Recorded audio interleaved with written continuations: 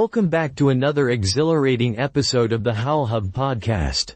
I'm your host, Huggable Howler, the friendliest Bernese mountain dog you'll ever meet, broadcasting straight from the heart of the Howlhub studio. Our show is all about exploring the extraordinary tales and adventures from across the realms, and today, we have a truly remarkable guest who's ventured straight out of the pages of Dragonfire and Canine Dreams Chapter 6. Picture this.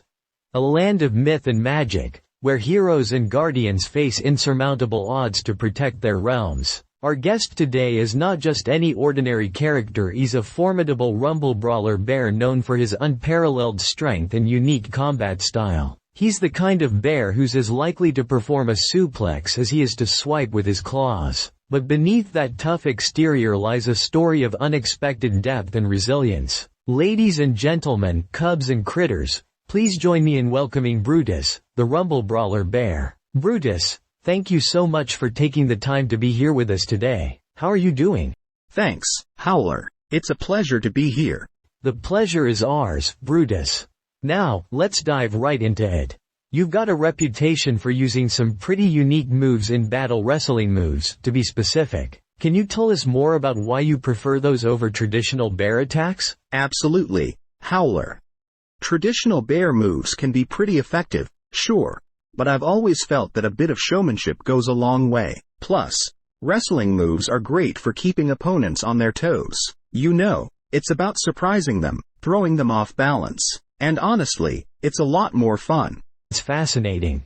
So, your fights aren't just about brute strength but also strategy and flair. Speaking of which, we've heard your biggest weakness is a well-placed kick between the legs. How do you handle that vulnerability in a fight? Well, it's definitely something I have to be mindful of. No one likes getting hit there, right? I've learned to guard that area pretty carefully and use my bulk and movements to protect myself. But in the heat of battle, it's all about quick reflexes and anticipating your opponent's moves.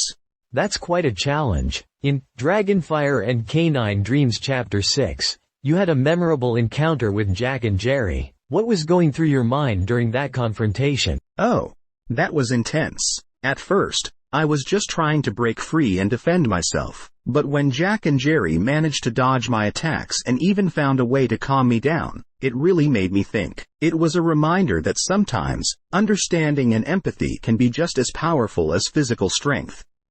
Now, let's take a closer look at your major weakness. We've heard that a well-placed kick between the legs is something you have to be particularly cautious about. Can you tell us more about how this affects you and what steps you take to mitigate this vulnerability? Sure thing, Howler.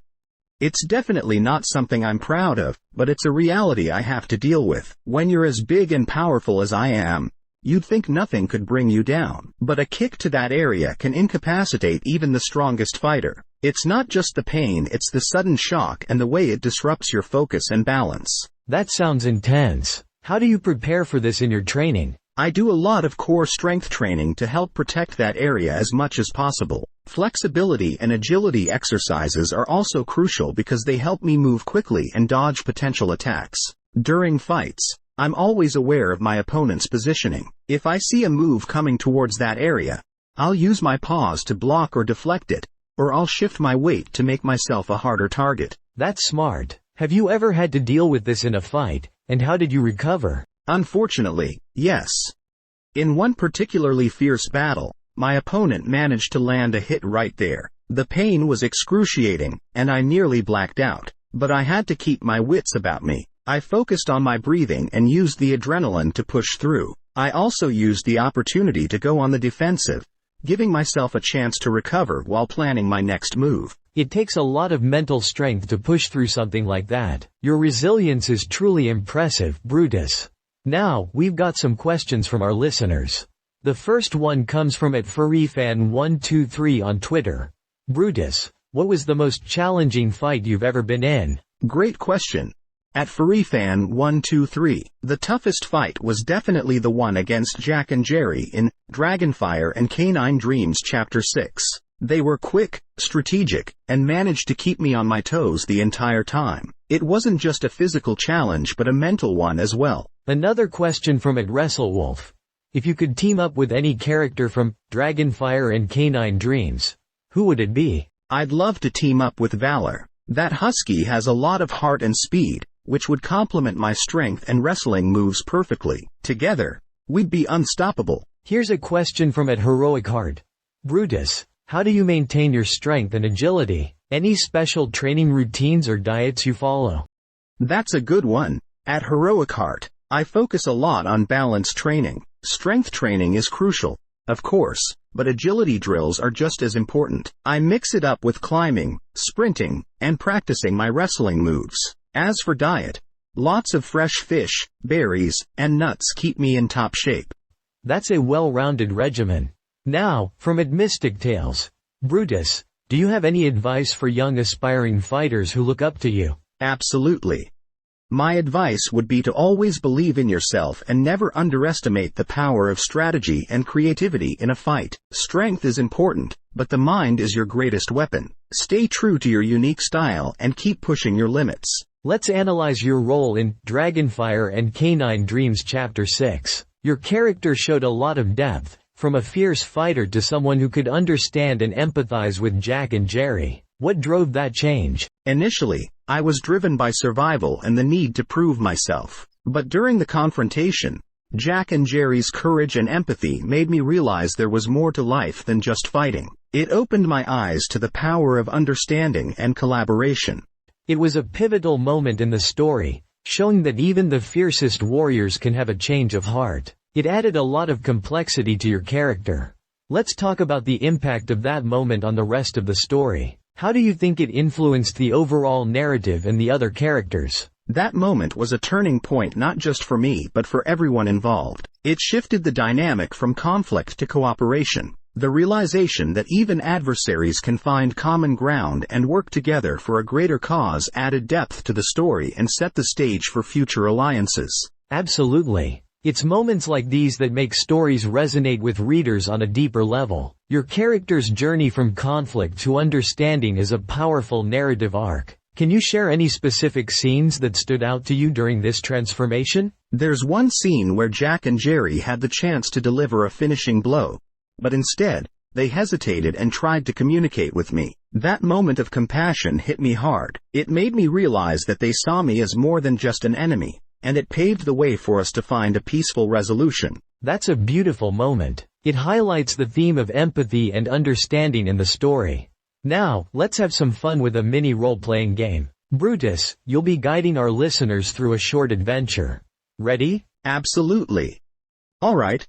Listeners, imagine you're in a dense forest when you hear a rustling in the bushes. Suddenly, a pack of wolves appears, looking hungry and aggressive. What do you do? For our listeners, you can choose to A. Try to scare them off with loud noises. B. Climb a tree to get out of reach. C. Stand your ground and prepare to fight. If you chose A, you managed to startle the wolves for a moment, giving you a chance to escape. For those who chose B, you're safe in the tree, but now you need to find a way down without the wolves noticing. And for the brave souls who chose C, I'd recommend using your agility to dodge and strike, just like Jack and Jerry did against me. Let's extend this a bit. You've escaped the wolves for now, but you realize you're lost in the forest. You come across a fork in the path. One path leads deeper into the dark woods, while the other seems to head towards a glowing light. What do you do? Good twist, Howler. Listeners, do you A. Take the path into the dark woods, hoping to find a shortcut?